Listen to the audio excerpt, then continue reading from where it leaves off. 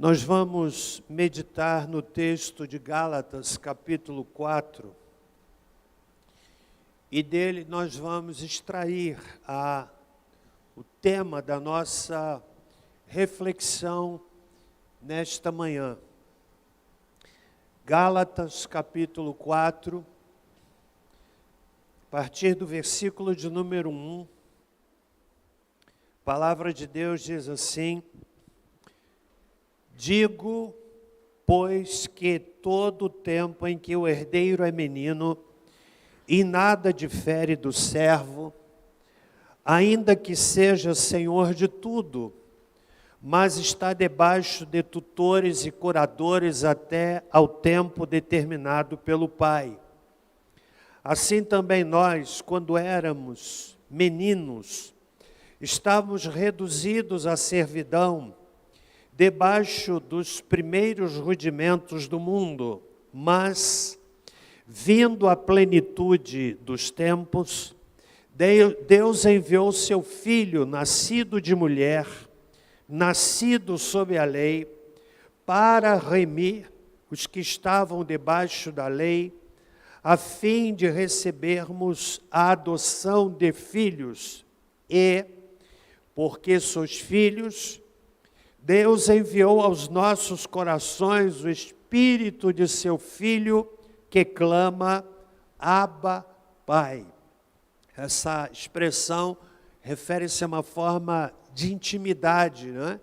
De nós nos relacionarmos com Deus. O Espírito Santo gera em nós intimidade com Deus. Assim que já não és mais servo, mas filho. E se és filho, és também herdeiro de Deus por Cristo. Mas, quando não conhecis a Deus, servis aos que por natureza não são deuses. Mas agora, conhecendo a Deus, ou antes, sendo conhecidos de Deus, como tornais outra vez a esses rudimentos fracos e pobres, aos quais, de novo, quereis servir? Guardais dias, e meses, e tempos, e anos. Receio de vós, que haja eu trabalhado em vão para convosco. Irmãos, rogo-vos que sejais como eu, porque também eu sou como vós. Nenhum mal me fizestes.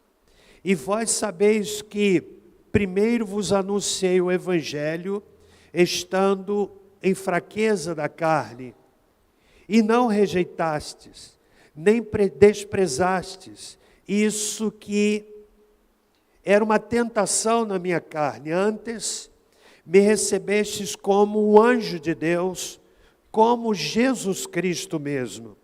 Qual é, logo, a vossa bem-aventurança?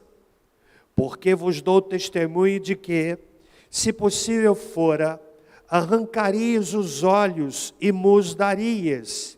Fiz-me acaso vosso inimigo dizendo a verdade? Eles têm zelo por vós, não como convém, mas querem excluir-vos, para que vós tenhais zelo por eles. É bom ser zeloso, mas sempre do bem, e não somente quando estou presente convosco. Meus filhinhos, por quem de novo sinto as dores de parto, até que Cristo seja formado em vós, eu bem quisera agora estar presente convosco e mudar a minha voz, porque estou perplexo a vosso respeito. Destaco o versículo de número 19. Meus filhinhos, por quem de novo sinto as dores de parto, até que Cristo seja formado em vós. Senhor, fala-nos através da Tua palavra nessa manhã. Nós nos abrimos para que o Espírito do Senhor fale aos nossos corações. Que o Senhor possa conceder graça ao pregador. E que nada interfira na proclamação da palavra. Em nome de Jesus. Amém. Até que Cristo seja formado em vós. Esse é o tema que quero tomar nessa manhã para a nossa reflexão. A carta de Paulo aos Gálatas é conhecida como a carta magna da liberdade cristã.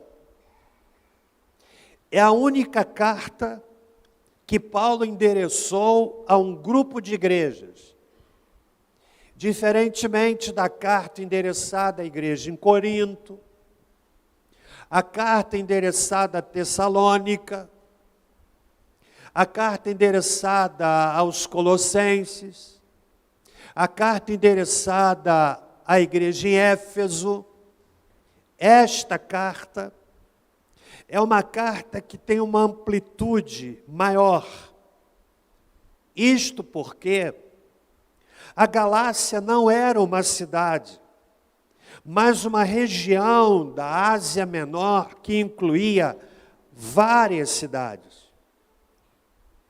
É um documento de ataque vigoroso contra o evangelho de obras que se alastrava na vida das igrejas e, ao mesmo tempo, uma defesa eloquente do evangelho de fé. Os judaizantes, judeus convertidos ao evangelho, tentavam introduzir os ritos e crenças judaicos na vida das igrejas. Ensinavam que determinadas leis do Antigo Testamento ainda eram obrigatórias para os cristãos.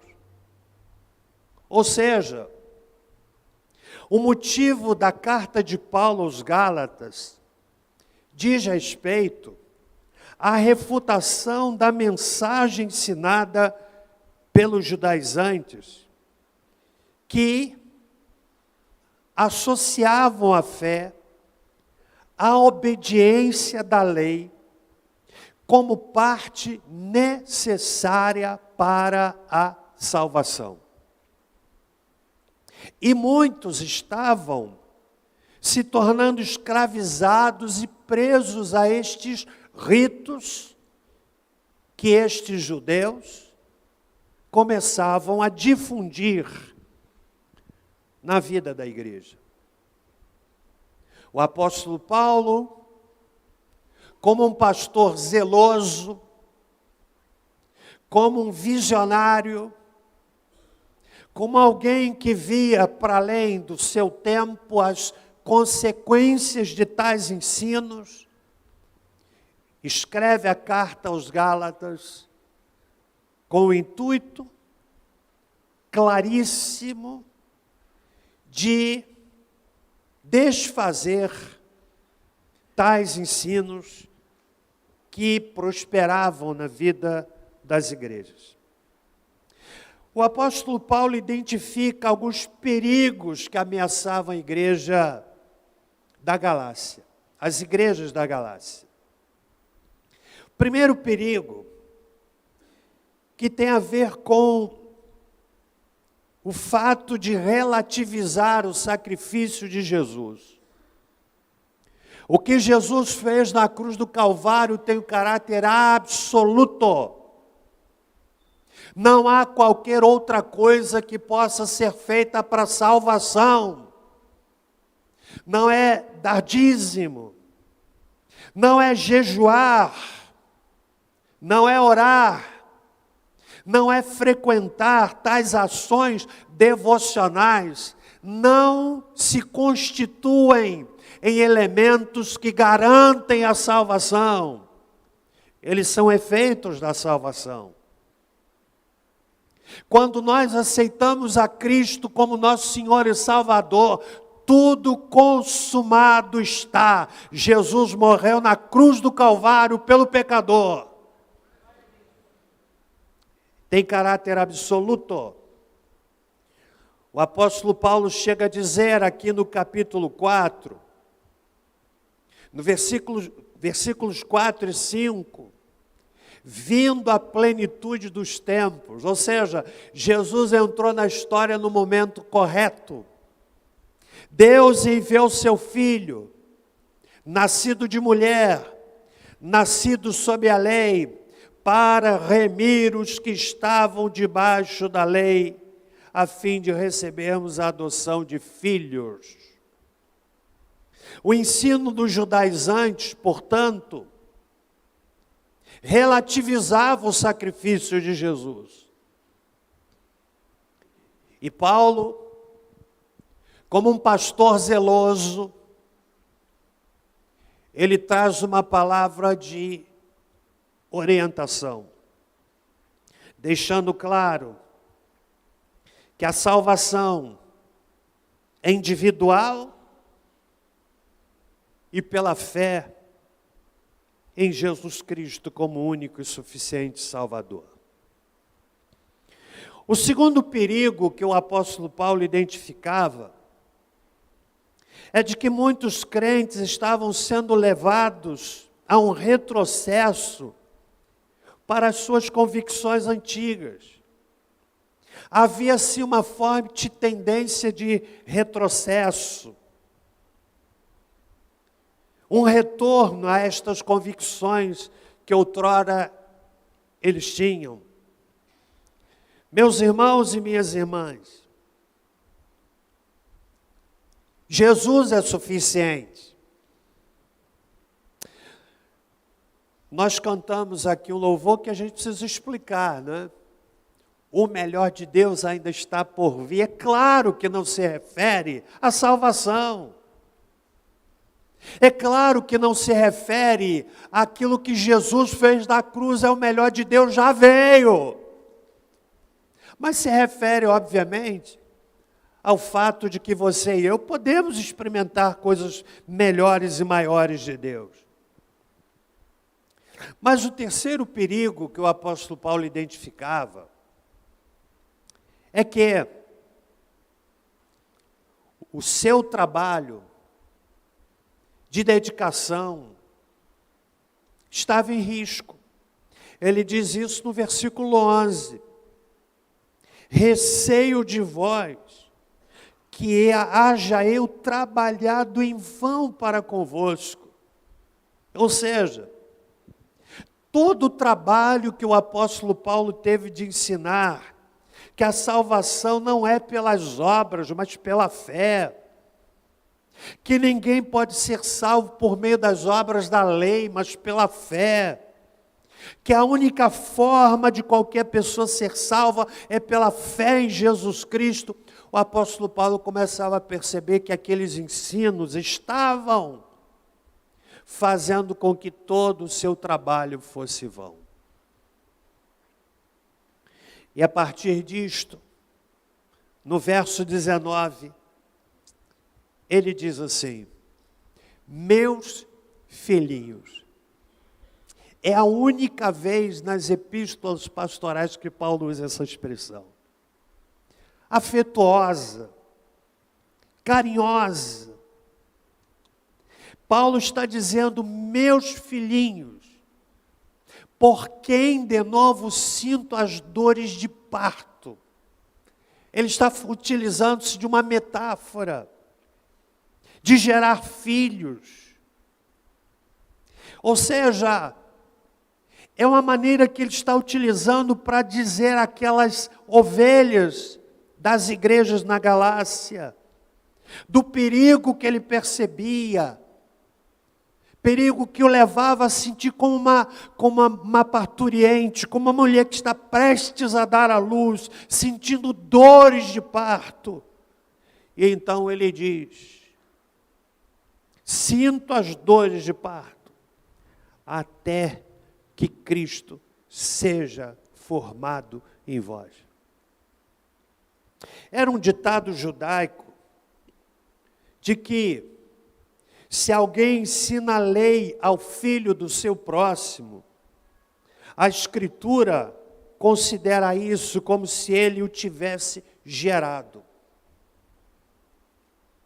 O apóstolo Paulo mostra o seu sentimento profundo até que Cristo seja gerado na pessoa. E é sobre isso que eu quero conversar um pouco depois dessa longa introdução. Como é que Jesus é gerado em nós? Como disse, quando a pessoa se converte, nasceu de novo, o Espírito Santo vem habitar no coração. Está aqui no texto. Porque sois filhos, Deus enviou aos nossos corações o Espírito do seu Filho. Nasci de novo. O Espírito Santo veio habitar no meu coração. O problema da eternidade está resolvido. Se o indivíduo morrer 1 minuto depois, está salvo. Se morrer 1 segundo depois, está salvo. Toda a sua vida de pecado, de maldade, tudo foi perdoado. Ele está pronto para a eternidade. Mas começa ali um outro processo, que é a santificação. Como é que a natureza de Cristo é formada em nós? Em primeiro lugar, a natureza de Cristo é o alvo supremo do cristão. Até que Cristo seja formado em vós. Na mente e no coração do apóstolo Paulo, o alvo de vida do cristão é a semelhança com Cristo. Ele disse isto, por exemplo, em Efésios, capítulo 4, versos 11 a 13. Ele mesmo deu uns como apóstolos, outros para profetas, outros para evangelistas, outros para pastores e doutores. São os dons chamados dons de ministérios, querendo o aperfeiçoamento dos santos. Os dons de ministério são dados para aperfeiçoamento dos santos. O que eu estou realizando nesta manhã é colocar em prática o dom do ministério, de ensinar, de pastorear, de pregar. Para a obra do ministério, é o aperfeiçoamento dos santos, para que você, irmão, seja útil, seja servo, possa ser usado na obra de Deus, para a edificação do corpo de Cristo, até que todos cheguemos à unidade da fé, ao conhecimento do Filho de Deus, a homem perfeito, à medida da estatura completa de Cristo. O alvo para a sua vida e para a minha vida é de que nós nos tornemos semelhantes a Cristo. Compreende isso? Quando nós ministramos, estamos colocando em prática um dos dons de ministério. Para gerar aperfeiçoamento dos crentes, para lapidar a vida dos crentes, para que nós alcancemos o alvo estabelecido pelo Senhor para cada um de nós. Nos tornarmos semelhantes a Jesus. Então esse é o alvo supremo do crente. Chegar à estatura completa de Cristo. Segundo lugar, a natureza de Cristo é formada em nós com o tempo. Até que é processo, não há atalho. Quando nos convertemos, como disse, fica resolvida a questão da eternidade. Mas a cosmovisão é mudada com a palavra. Imagine uma pessoa, 50 anos, numa vida torta, convicções equivocadas, se converte. Há coisas que mudam na hora, e há outras que vão sendo mudadas com o tempo. Percebe?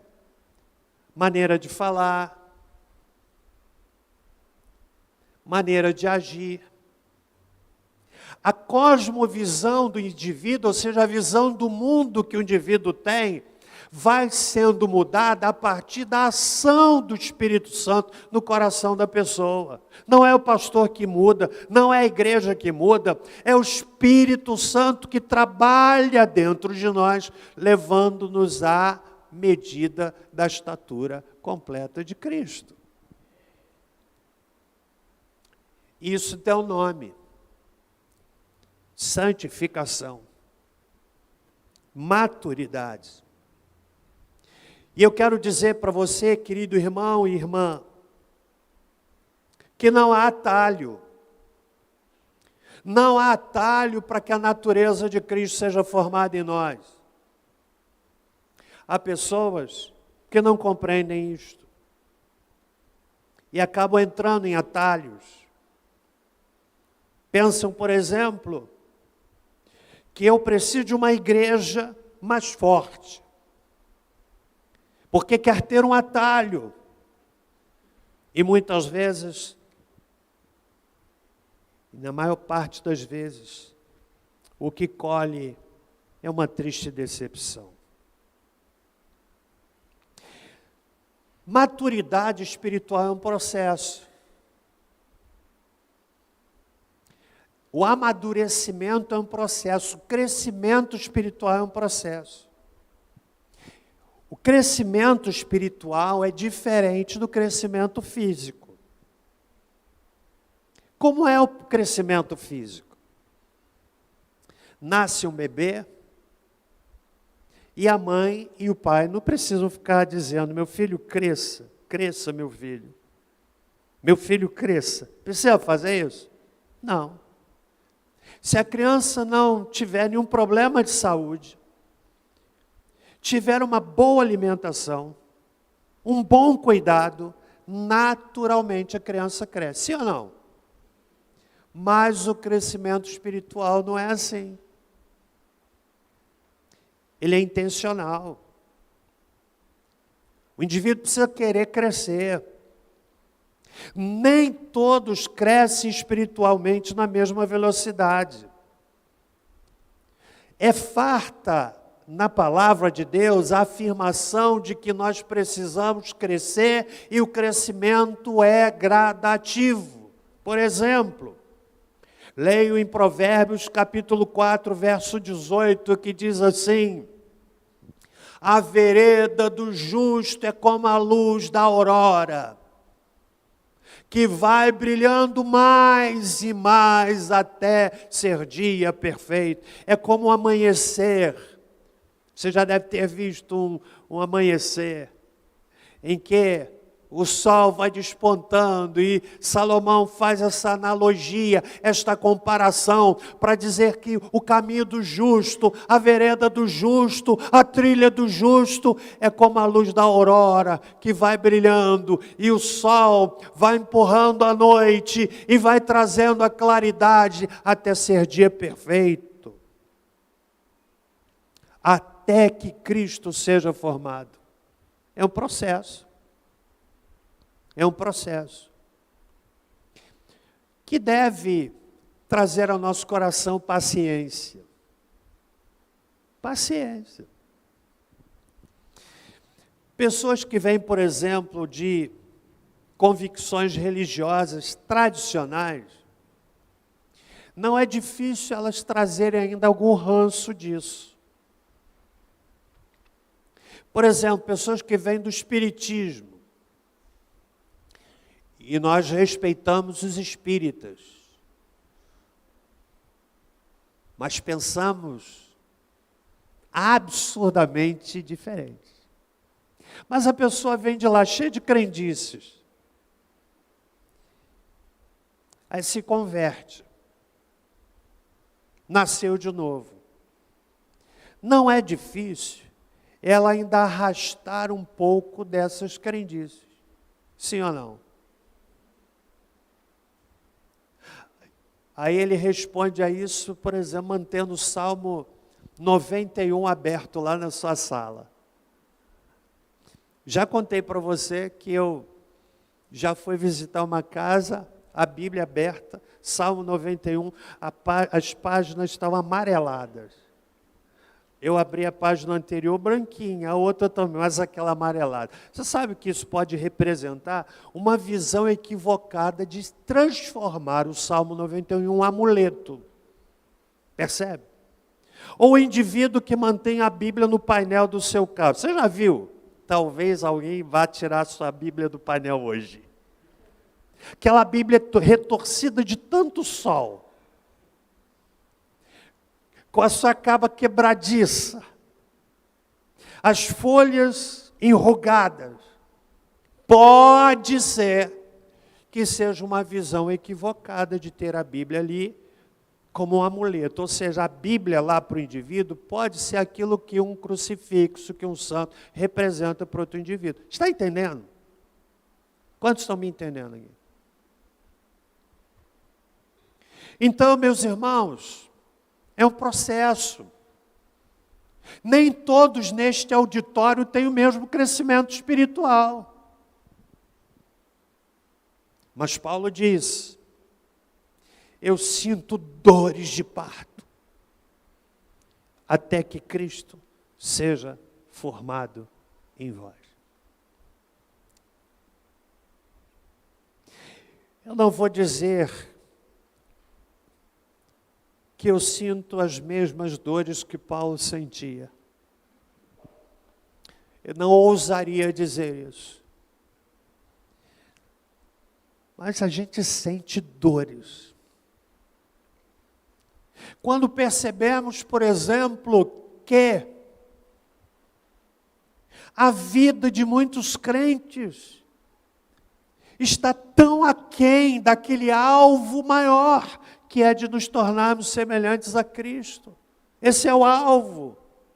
Esse é o padrão para você e para mim. E a gente sente no coração. Então a natureza de Cristo é formada em nós com o tempo. Terceiro lugar, a natureza de Cristo é formada em nós por meio da exposição à palavra. Não há como, irmãos, termos a natureza de Cristo dominando a nossa natureza à parte ou distantes da palavra de Deus. É a palavra que esculpe a natureza de Cristo em nós. É a palavra que desmonta as nossas concepções equivocadas. É a palavra que vai lapidando em nós a natureza de Cristo. Então não há como a natureza de Cristo ser projetada em nós sem que tenhamos a palavra de Deus como a nossa base. Leio, por exemplo, Salmo 119, verso 9. Quando o salmista diz assim: como purificará o jovem o seu caminho? O jovem que quer ter uma vida santa, uma vida reta, uma vida pura, de não ceder à pressão dos seus colegas, de não se deixar influenciar por esse mundo corrompido que jaz no maligno, de valores que contrariam os valores da vontade e palavra de Deus. Como é que o jovem pode manter o seu caminho purificado e a sua vida limpa? Está a resposta no texto, observando conforme a tua palavra. Salmo 119, verso 11. Lemos na Bíblia. Vamos ler juntos. Escondi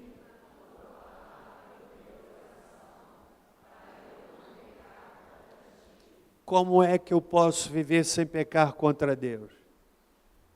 Como é, irmãos? À luz do texto bíblico. Como é? Respondam-me. Escondendo a palavra no coração. Dwight Moody foi um grande pregador. Eu estou introduzindo uma outra Bíblia, Permita que eles tenham lá a mesma versão, mas eu coloquei numa das minhas Bíblias antigas uma frase de Dwight Lyman Moody. Ele disse assim: este livro me fará evitar o pecado, ou o pecado me fará evitar este livro. Vou repetir. Este livro me fará evitar o pecado, ou o pecado me fará evitar esse livro. Dwight Lyman Moody, grande pregador do passado. Meus irmãos, a palavra de Deus, o Espírito usa para esculpir a natureza de Cristo. Está entendendo? Leia o Salmo 119, versículo 105. Lâmpada para os meus pés é a tua palavra e luz para o meu caminho. Paulo disse: até que a natureza de Cristo seja formada em vós. Eu sinto dores. Quantos estão comigo até aqui? Quarto lugar. Você sabe como é que a natureza de Cristo é formada em nós? A natureza de Cristo é formada em nós através da maneira como nós enfrentamos as tribulações e dificuldades. Você sabia que na Bíblia a tribulação tem um propósito didático? Segundo aos Coríntios, capítulo 4, nos versos 16 e 17, o apóstolo Paulo diz assim: não desfalecemos, mas ainda que o nosso homem exterior se corrompa, o nosso corpo, o interior, contudo, se renova de dia em dia, porque a nossa leve e momentânea tribulação produz para nós um peso eterno de glória muito excelente. Ou seja, a tribulação esculpe, Deus usa a tribulação para esculpir a natureza de Cristo em nossas vidas. Quem aqui está passando por alguma tribulação? Levante a mão. Poucos? Meu Deus!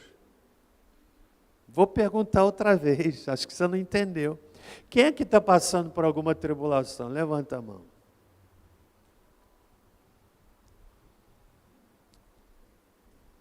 Produz.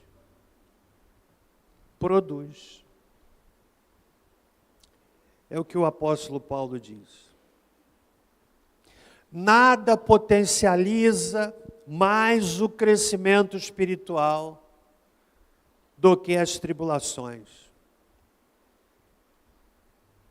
Crescemos mais na tribulação do que na festa. E muitas vezes o Senhor permite que enfrentemos tribulações para que a natureza de Cristo seja esculpida em nós. É o Espírito Santo quem age no nosso coração, sem a menor sombra de dúvida. Usando a palavra que nos confronta, que nos exorta, que nos corrige, para que nós nos tornemos semelhantes a Jesus Cristo. Até que Cristo seja formado em vós.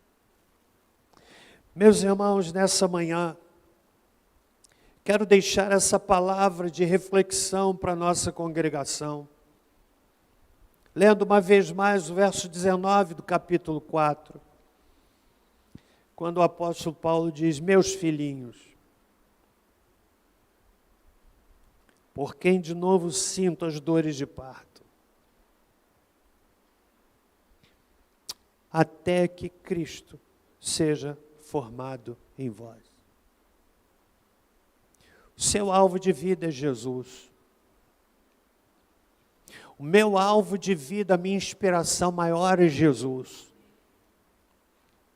Eu quero ser semelhante a Ele. É verdade que cada vez mais eu penso que eu estou distante, mas estou na estrada.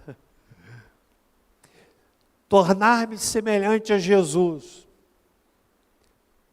com a graça de Deus e com a ação do Espírito Santo, para que Cristo seja plenamente formado no coração de cada um de nós. Esse é o meu desejo. E eu espero que seja o seu também. Amém? Vamos ficar em pé, irmãos?